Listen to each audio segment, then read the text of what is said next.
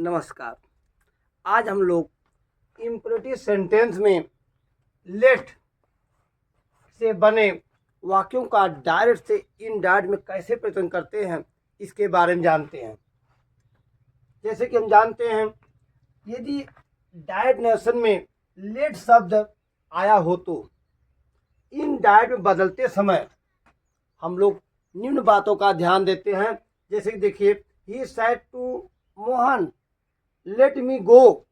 अब यहाँ पर यह कैसा वाक्य है? यदि वाक्य लेट से प्रारंभ होता है तो निश्चित रूप से यह इम्परेटिव सेंटेंस होता है। और ऐसे वाक्यों को जब डायरेक्ट से इनडायरेक्ट हम बदलते हैं तो हमारे सामने तीन परिस्थितियाँ आती हैं। नंबर एक, यदि लेट के बाद मी शब्द आ जाए, कहते हैं लेट के बाद मी शब्द का प्रयोग यदि कर दिया जाए तो इससे प्रार्थना का भाव मिलता है, क्योंकि वह हम अपने लिए प्रार्थना, अपने लिए मांगते हैं परमिशन। और दूसरी बात होती है, यदि लेट के बाद हिम शब्द का प्रयोग या देम का प्रयोग या कोई अन्य शब्द का प्रयोग, केवल अस को छोड़कर, इस अस का प्रयोग नहीं करना है, हिम का प्रयोग कर सकते हैं, देम का प्रयोग कर सकते हैं या कोई अन्य नाम दे सकते हैं। अगर ऐसा कुछ आता है तो उससे आदेश का भाव मिलता है, क्योंकि उसको हम दूसरों को परमिशन देने की बात करते हैं। और तीसरी परिस्थितियाँ होती हैं कि यदि, और हाँ, साथ साथ हम ऐसे वाक्य में आदेश का भाव देते हैं, और आदेश के भाव पर तो हम लोग जानते हैं कि आरबी के स्थान पर हम लोग आर्डर या आर्डर का प्रयोग करते हैं। प्रार्थना के भाव पर रिक्वेस्ट या रिक्वेस्टेड का प्रयोग करते हैं। और तीसरी जो परिस्थिति हमारी होती है, यदि लेट के बाद अ शब्द का प्रयोग कर दिया जाए तो इससे प्रस्ताव का भाव मिलता है।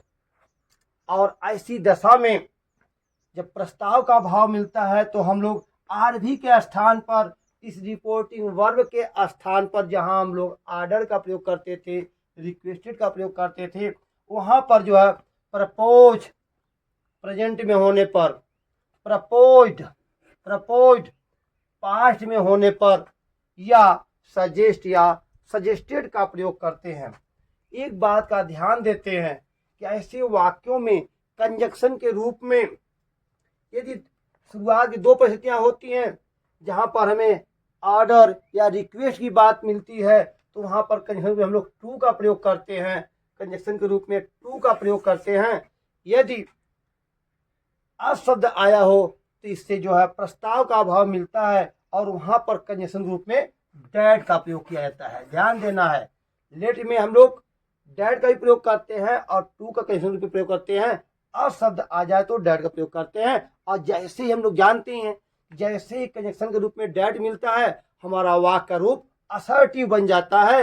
अर्थात हम लोग करता चाहिए तो कहते हैं कि लेट अस को दे शुड बदल देते हैं, और उसके बाद नियमानुसार जो भी पर्सन हमारे होते हैं, चेंज इन सम वर्ड होते हैं, वो यथावत पहले जैसे रहते हैं। आइए कुछ वाक्यों को हम देखते हैं और उसको करते हैं। जैसे कि हमारे कुछ वाक्य हैं, ये देख लीजिए, ही सेड टू मोहन। अब इस वाक्य को हमें बदलना है, इसको थोड़ा देख लें आप लोग कैसे बदल रहे हैं हम लोग। He said to Mohan.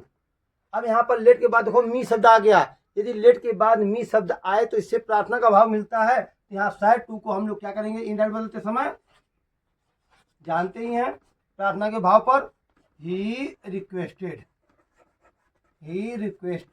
क्योंकि यह पास्ट में है, ही requested Mohan.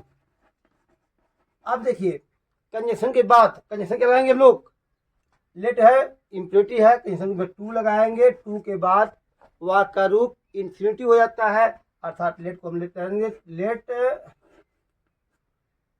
He requested Mohan to late.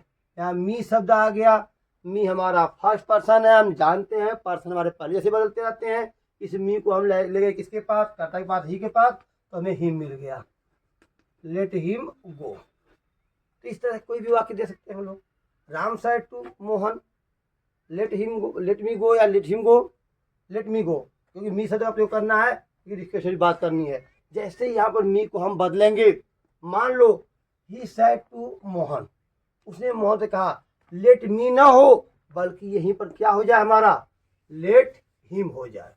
अब हम क्या करेंगे, तब लेट हिम कर दिया जाए यहाँ पर। अगर मी रहेगा तो प्रार्थना, जैसे ही मी के बाद कोई अन्य शब्द जैसे हिम आ जाए, देम आ जाए, अन्य शब्द आ जाए केवल अस को छोड़ करके, तो यहाँ पर ऑर्डर का भाव मिलता है, आदेश का भाव मिलता है। तो हम बदल देंगे he ordered Mohan. Mohan conjunction रूप में टू का प्रयोग करेंगे और कंजक्शन के बाद टू लेट, और हिम थर्ड पर्सन होता है। यदि यह थर्ड पर्सन है तो इसके नहीं बदलेंगे, कि हम जानते हैं कि SON 1 2 3 तो फार्मूला होते हैं। To let him go. आप इसको समझ गए होंगे कि मी शब्द आने से प्रार्थना का भाव होता है। यहाँ पर हम रिक्वेस्ट कर देते हैं, और हिम के अतिरिक्त, मी के अतिरिक्त कोई अन्य शब्द आता है तो हम लोग ऑर्डर का प्रयोग कर लेते हैं। अब तीसरी परिस्थिति जो हमारी थी, यदि लेट के बाद अस शब्द का प्रयोग कर दिया जाए, ये भी देख लेते हैं। ही सैड टू मोहन, उसने मोहन से कहा लेट अस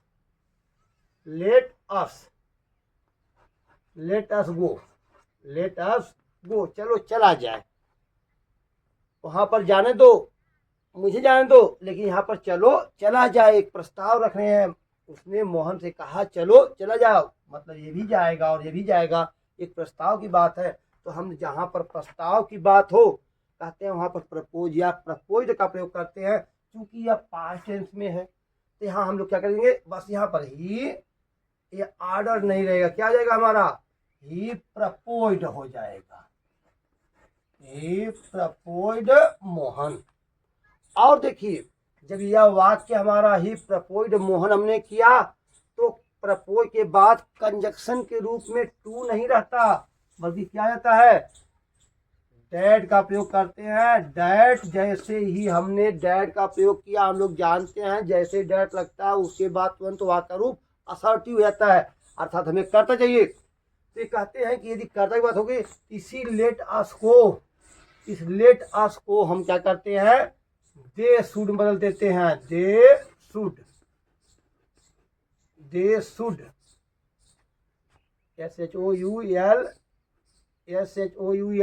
दे शुड गो कर देंगे।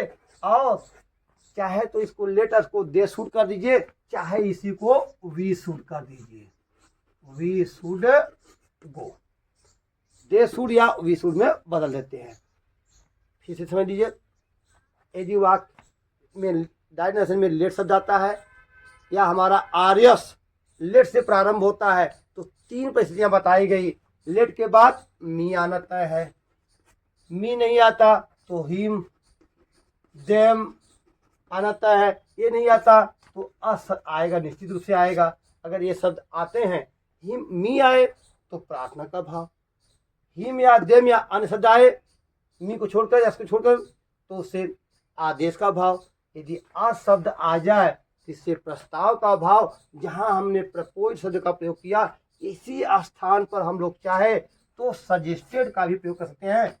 ही suggested Mohan that they should go, या he suggested Mohan that we should go, ऐसे भावों का प्रयोग हम लोग कर लेते हैं।